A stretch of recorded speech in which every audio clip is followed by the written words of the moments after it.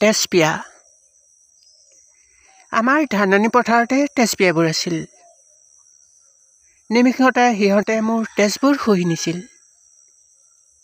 প্ৰচণ্ড ৰক্তহীনতাত ভুগিলোঁ মই। আজীৱন শৰীৰলো এজন পংগু মানুহ। মোৰ আই আৰু পিতাইৰো তেজবোৰ সিহঁতেই হৈছিল। দুয়োৰে অকাল মৃত্যু ঘটিছিল। মৃত্যুৰ আগতে পিতাই মোক কৈছিল, বোপাই সাৱধানে থাকিবি।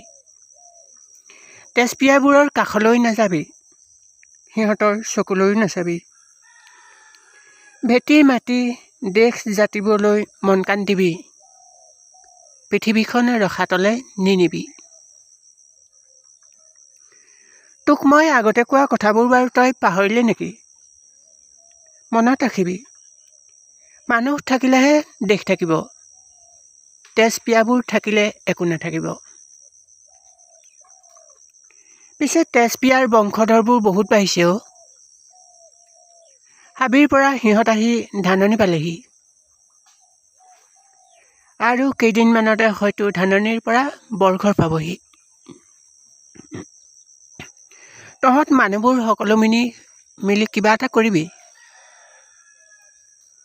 শুনিছোঁ যোৱাকালি বোলে নদাই ভদাইহঁতৰো তেজপিয়াৰ আক্ৰমণতেই মৰিল।